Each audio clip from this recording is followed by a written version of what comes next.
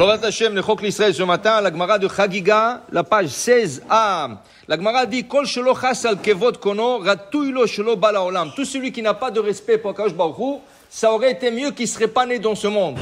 Et qu'est-ce que c'est le manque de respect à Akadosh Baruch Hu? Dit la Gemara, Amar Rabbi Abba Amar, Ze amistakel bakeshet. Regardez l'arc-en-ciel. Or que l'arc-en-ciel, il y a une bracha à faire.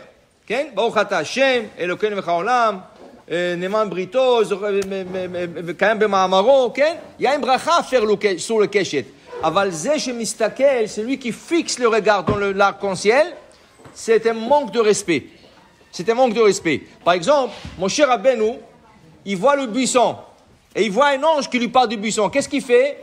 Vayaster Moshe Panav, il s'est couvert le visage. C'est un manque de respect, regardez un malach. Tu baisses les yeux, tu couvres le visage. Tu ne regardes pas un malach. Mais celui qui fixe les regards sur un arc-en-ciel, c'est mieux qu'il ne serait pas né dans ce monde, Bechlal. Parce que c'est un manque de respect en Akadosh Baruch Hu.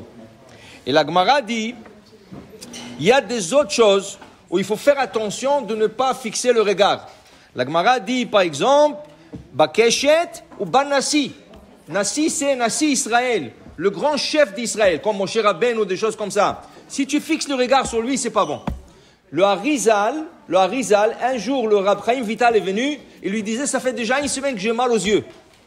Alors le Harizal lui a dit, arrête de me regarder quand je fais le chemin. Je vois que quand je fais le chemin, tu me regardes, et c'est pour ça que tu as mal aux yeux, parce qu'il y a la Shekhinah qui vient.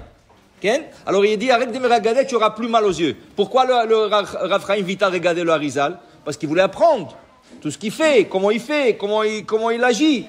Alors il a dit, mais il y a des moments où il ne faut pas regarder. Parce qu'il y a des moments où il faut avoir le respect pour la Shekhinah. Et la troisième chose que la Gemara dit, Kohanim. Le Kohanim, quand ils font Birkat Kohanim, tu n'as pas le droit de regarder. Pourquoi? Parce qu'il y a la Shekhinah qui descend. Okay? Et c'est dangereux même de regarder. Tu ne donnes pas le dos, par respect non plus aussi, mais tu ne regardes pas. Tu baisses les yeux et tu écoutes le Kohen et tu réponds Amen sur le brachot de Kohen. Ça veut dire qu'il y a de certaines choses qu'on le fait par respect. Par respect. Et ça, c'est les trois choses dont la Gemara discute ce matin. Maintenant, le keshet, la keshet, l'arc-en-ciel que la Gemara dit, c'est quoi? L'arc-en-ciel, c'était l'alliance qu'Hachem a fait avec Noach. Il lui a dit que normalement, que la prochaine fois qu'ils vont fauter encore, il va emmener un déluge. Encore, il va exterminer le monde, mais il a fait une alliance. Il a dit, regarde, j'emmènerai plus le déluge, mais je mettrai un signe dans le ciel qui s'appelle l'arc-en-ciel. L'arc-en-ciel, il y a deux. Il y a l'arc-en-ciel qui est artificiel. C'est quoi artificiel? Si tu vas dans les chutes de Niagara, avec l'eau qui gicle comme ça, alors ça fait comme un effet.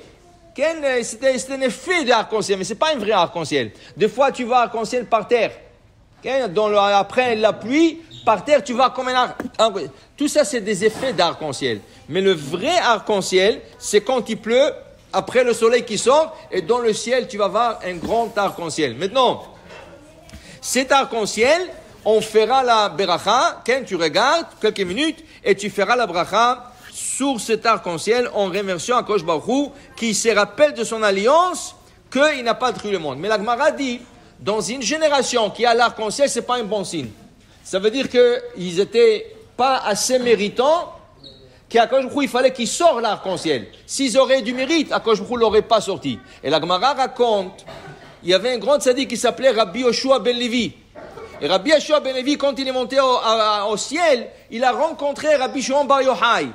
Et Rabbi Shimon bar Yochai, la première question qu'il lui a dit, parce qu'il est venu dans sa yeshiva, il a dit, est-ce qu'il y avait l'arc-en-ciel dans ta génération? La Gemara dit, Rabbi Yoshua ben Levi était anav. Il lui a dit, oui, il y avait l'arc-en-ciel. Alors Rabbi Shimon bar Yochai dit, je m'excuse, je ne vais pas t'accepter à la yeshiva ici. Tu dois aller dans une autre yeshiva. Parce que ça veut dire que ta génération, tu n'étais pas méritant. Si tu serais méritant, tu n'aurais pas eu l'arc-en-ciel. L'arc-en-ciel, ce n'est pas un bon signe. C'est un signe que je pouvais détruire le monde. Et là, il a décidé non à cause de l'arc-en-ciel. Pour dire que l'arc-en-ciel, c'est la Shekhinah qui protège le monde au moment qu'il y a beaucoup de péchés dans le monde. Et Akadosh Baruch Hu ne veut pas emmener un autre déluge. Alors il emmène son arc-en-ciel. Baruch Adonai Le'olam. Amen ve Amen.